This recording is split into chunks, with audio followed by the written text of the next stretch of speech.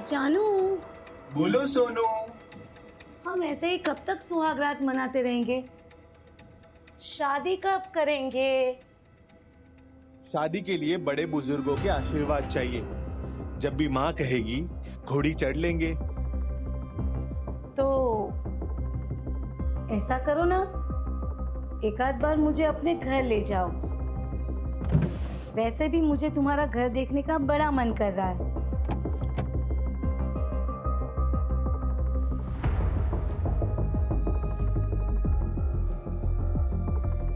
पागल हो गया?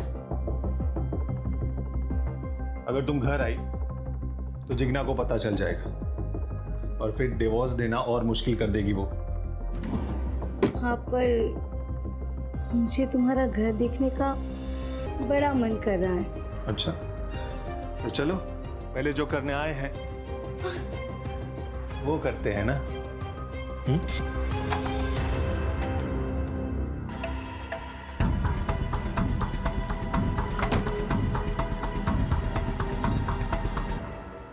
सर, केवल की पोस्टमार्टम रिपोर्ट आ गई है। केवल की डेथ फांसी के फंदे से गला चोक होने की वजह से हुई है। और सर, केवल की पीठ पे बेल्ट से मारने के कुछ ताज़े और पुराने निशान पाए गए। मतलब केवल को पहले किसी ने बेल्ट से पीटा है, उसके बाद उसका मर्डर हुआ है। लेकिन उसकी फैमिली में किसी ने इसके बारे में कुछ बताया नहीं। बड़ी बात छिपाने के पीछे क्या मकसद हो सकता है? शायद क्रिमिनल को बचा रहे होंगे। मतलब कि फैमिली को पता है कि क्रिमिनल कौन है? अब तो उस फैमिली से मिलके ही दूध का दूध और पानी का पानी होगा।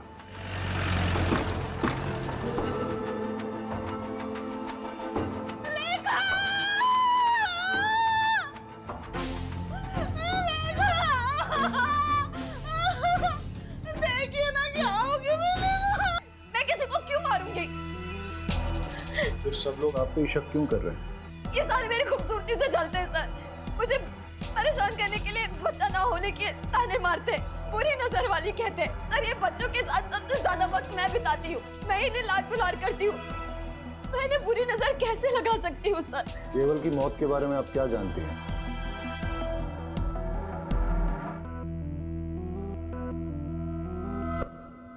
केवल को बेल्ट से कौन मारता था? फिर से क्या हुआ? को मोबाइल दिए, फिर चॉकलेट, फिर टॉयज और न जाने क्या क्या। लेकिन फिर भी केवल कई बार कह देता था कि वो जाकर सब कुछ अपनी मम्मी को बता देगा।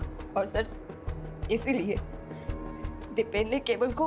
तो आप ये कह रही हैं कि एक छोटे बच्चे के ब्लैकमेल से थक के, डर के मारे दीपेन ने उसे फांसी पे लटका दिया। और आप ये भी कह रही हैं कि दीपेन का आपके प्रति आकर्षण एक तरफा था, आपकी तरफ से कुछ नहीं था।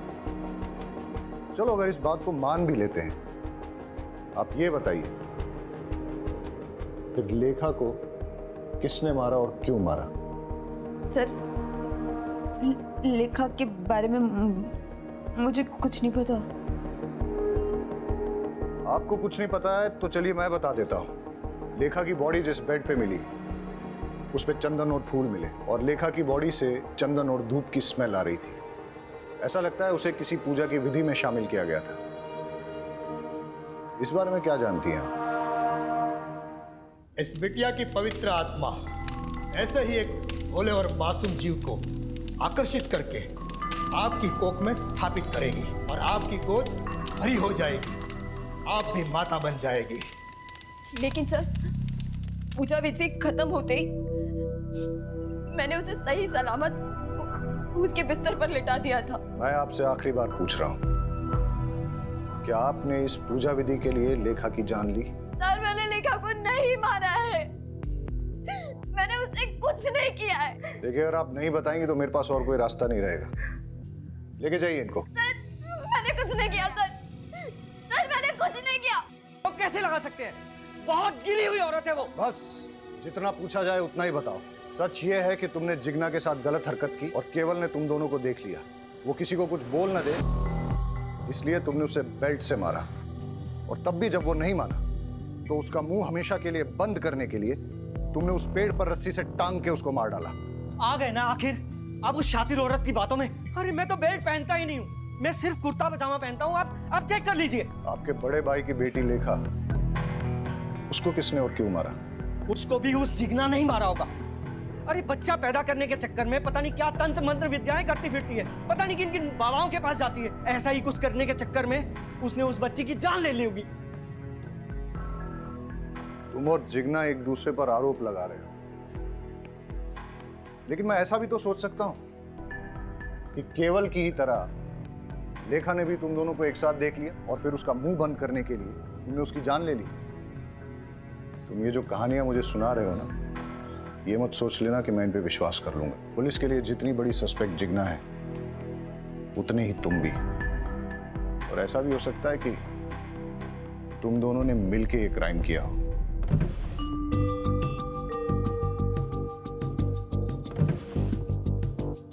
सर, दीपेन के रूम में बेल्ट नहीं मिला, लेकिन जेडी की कबर्ड में बहुत सारे बेल्ट मिले।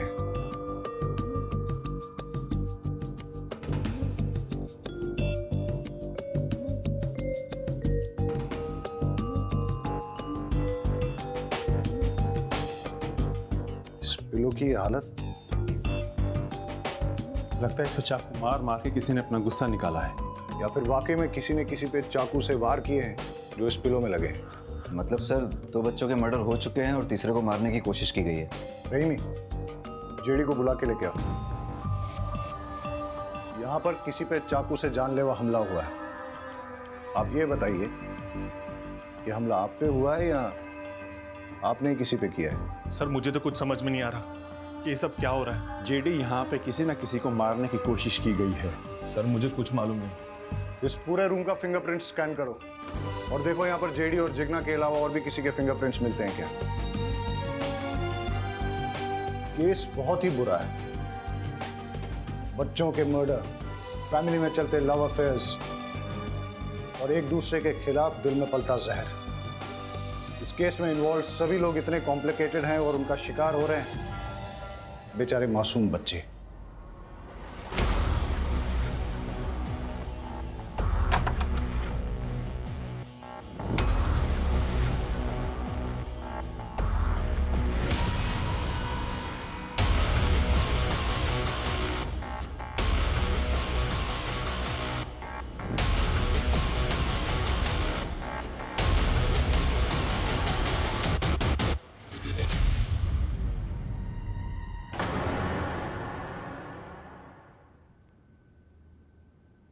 ऊपर तो नहीं है राशि। ऊपर नहीं है? हाँ, क्या हुआ? फिर मैं ऊपर रूम में देखा, राशि कहीं मिल ही नहीं रही है। अरे बाहर खेल रही होगी, रुको मैं देख कर आता हूँ। राइट, मैं ऊपर छत पे देखता हूँ। मैं आंगन में देख के आती हूँ। आंगन में ही होगी। मैं भी चलता हूँ, चल। इसका दूध रखा है यहाँ पे, आई नहीं। राशि तो आंगन में नहीं है। राशि ऊपर छत पे भी नहीं है। अरे राशि बाहर भी नहीं है। काकी, काकी, जहाँ केवल की लाश मिली थी, आज उसी पेड़ के एक बॉक्स मिला है और लोग कह रहे हैं कि उस पे खून के निशान है। क्या?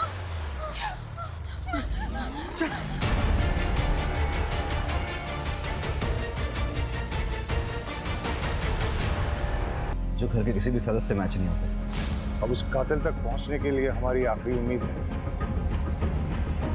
इस बॉक्स से मिलने वाले क्लूज। सर राशि की बॉडी जिस बॉक्स में मिली है उस पे लगे सारे ब्लड ट्रेसेस राशि के हैं। और सर उस बॉक्स पे कुछ ऐसे फिंगरप्रिंट्स मिले हैं जो जेडी के रूम में मिले फिंगरप्रिंट्स के साथ मैच होते हैं। ऐसा कौन हो सकता है जो जेडी के रूम में भी गया और जिसने राशि को मार के उसे बॉक्स में भर के केवल की मर्डर साइट पे छोड़ दिया? हो ना हो ये सारे केसेस एक दूसरे के साथ जुड़े हुए हैं। इन सब के पीछे या तो एक मोटिव सेम है, या क्रिमिनल सेम है, या दोनों सेम है। हम आपके दुख को समझते हैं। पहले केवल, उसके बाद लेखा और अब राशि, 3 बच्चों का मर्डर हुआ है।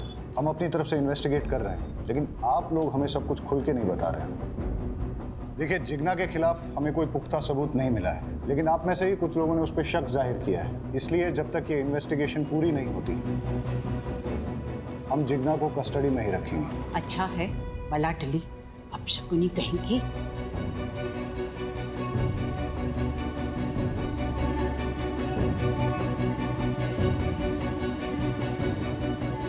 अब हमें आगे की इन्वेस्टिगेशन इसी दिशा में करनी चाहिए, लेकिन फिलहाल उन मिस्टीरियस फिंगरप्रिंट्स के बारे में पता करो।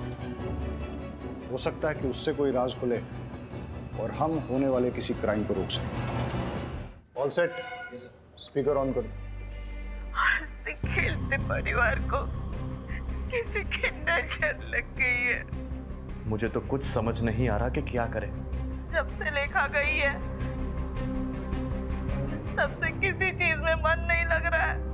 अपने बच्चे की मौत कौन सह सकता है? पता नहीं क्या हो रहा है यार। इस घर में मैंने अपने बेटे केवल और बेटी राशि को दोनों को खो दिया। मुझे समझ नहीं आ रहा मैं क्या करूं। माँ, मैं चाहती हूँ कि मेरी सलोनी को लेकर मैं इस घर से बहुत दूर चली जाऊं, ताकि उस पर भी इस घर का काला साया ना पड़े। ये घर वैसे ही मेरे केवल और मेरी राशि को तो खा ही चुका है। अपने बच्चे की मौत कौन सह सकता है? नहीं, मैं अपने बच्चे को नहीं गिरा सकती। अगर जरूरत पड़े तो मैं कोर्ट भी जाऊंगी। कोर्ट में जा या पार्लियामेंट में जा, मुझे कोई फर्क नहीं पड़ता। मैं तेरी धमकी से डरने वाली नहीं हूँ, समझी? बंद करो। ये कौन है जिससे अपरा इतना गुस्से में बात कर रही है? कौन है जो बच्चा गिराने की बात कर रही है? 3 बच्चों का मर्डर और अब ये चौथा बच्चा गिराने की बात। हो सकता है ये भी उन बच्चों। चेक करो।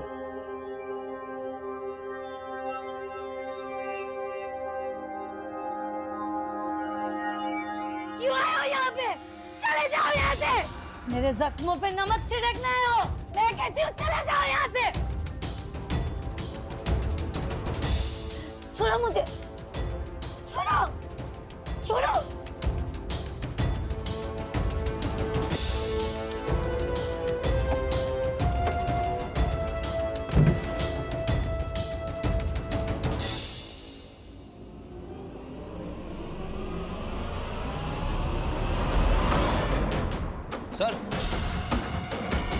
सर ये चाकू मिला। चलो। सर, आप अपरा से किस बच्चे को गिराने की बात कर रही थी?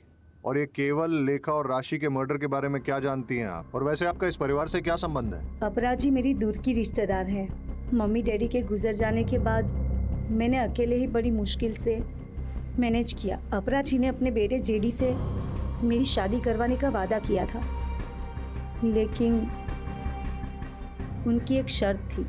मुझे जयदीप के बच्चे की माँ बन सके ऐसी बहू चाहिए, और मेरी नजर में तू, अगर तू शादी करके मेरे घर में आएगी तो तुझे खाने पीने, रहने, कपड़े, जेवर की कोई कमी नहीं होगी। लेकिन हाँ, इससे पहले तुझे साबित करना होगा कि तू माँ बन सकती है। बिना प्रेग्नेंट हुए मैं तेरी शादी करके अपनी बहू तो नहीं बना सकती ना। बस इतना ही? हाँ सर। शायद आप भूल गई हैं कि आपके घर के बाहर एक सीसीटीवी कैमरा है। उसकी फुटेज हमने चेक की।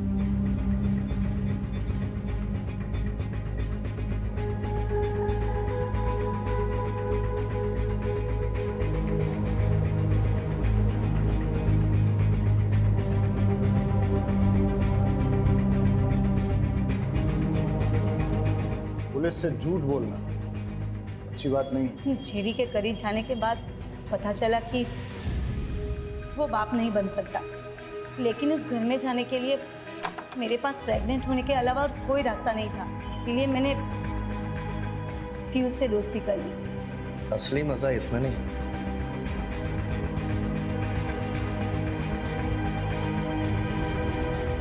इसमें। पीयूष मेरे लिए दीवाना हो गया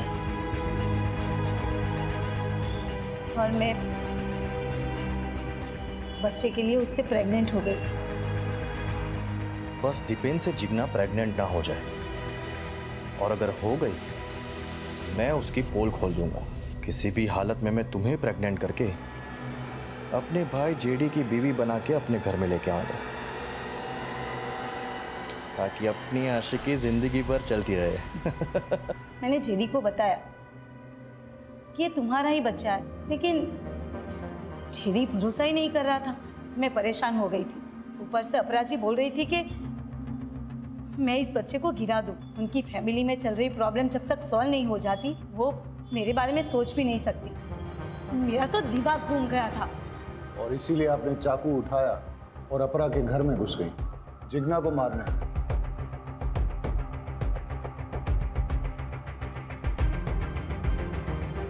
ये चाकू आपके घर से मिला है। उस वक्त तो बहुत गुस्सा आया कि मैं जिग्ना को नहीं मार पाई, लेकिन अब अच्छा लग रहा है कि मेरे हाथों उसका मर्डर नहीं हुआ, वरना मैं हमेशा के लिए फंस जाती। और वैसे भी ऐसी घटिया फैमिली की बहू बनने की इच्छा ही नहीं है। अब ख्याल तो आपको बहुत अच्छा आया है, काश ये एहसास आपको सही वक्त पे हो गया होता। एनीवेज, तो आप ये बताइए कि कल आप अपने सीसीटीवी कैमरा पर स्प्रे पेंट मार के कहाँ के लिए निकले? भले ही तुम जिग्ना को नहीं मार पाई, लेकिन राशि को तो तुमने मार ही दिया। मैं भला उसे क्यों मारूंगी? मैं खुद माँ बनने वाली हूँ सर। मैं किसी की गोद नहीं उजाड़ सकती। आप उस घर में घुसने के लिए इतनी डेस्परेट थी कि उस परिवार के 2 भाइयों के साथ आपने संबंध रखे। हो सकता है इसी डेस्परेशन में आपने इन बच्चों को भी मार डाला। लेकिन इसके लिए मैं केवल या किसी और बच्चे को क्यों मारूंगी? जिससे मर्डर का इल्जाम जिग्ना पे आ जाए और तुम्हारा जेडी से शादी करने का रास्ता साफ हो जाए। सर, मैंने किसी बच्चे को नहीं मारा, मैं सच बोल रही हूँ। हम आपको अरेस्ट नहीं कर रहे हैं क्योंकि आप प्रेग्नेंट हैं, लेकिन जब तक ये इन्वेस्टिगेशन चलेगी आप शहर छोड़ के नहीं जा सकती। घूम फिर के हम वहीं पहुंच गए जहां से शुरू किया था। समझ में नहीं आ रहा है कि बच्चों को किसने मारा है और क्यों मारा है। केवल ने दीपेन जिग्ना को कॉम्प्रोमाइजिंग सिचुएशन में देखा। हो सकता है दीपेन और जिग्ना ने अपनी इज्जत बचाने के लिए उसका मर्डर कर दिया हो, पर लेखा, उस बेचारी को कोई क्यों मारेगा? सर, अगर मान लिया जाए कि जिग्ना ने लेखा को मारा है तो उसका मोटिव क्या हो सकता है? इधर इट्स अ ह्यूमन सैक्रिफाइस, या लेखा ने भी दीपेन और जिग्ना को देख लिया था। लेकिन जब राशि का मर्डर हुआ उस वक्त तो जिग्ना लॉकअप में थी। समझ में नहीं आ रहा है कि इन बच्चों ने ऐसा क्या किया जो किसी ने इनकी जान ले ली। कौन हो सकता है कातिल? सर मुझे जिग्ना से मिलना है। देखिए सर ने मना किया, आप नहीं मिल सकते। सर, उसे मिलना बहुत जरूरी है, मुझे उससे एक अर्जेंट बात करनी है। आई एम सॉरी, मैं रूल्स नहीं तोड़ सकता, आप जा सकते हैं। सर प्लीज मुझे मिलने दो सर। मैंने कहा ना आप जाइए।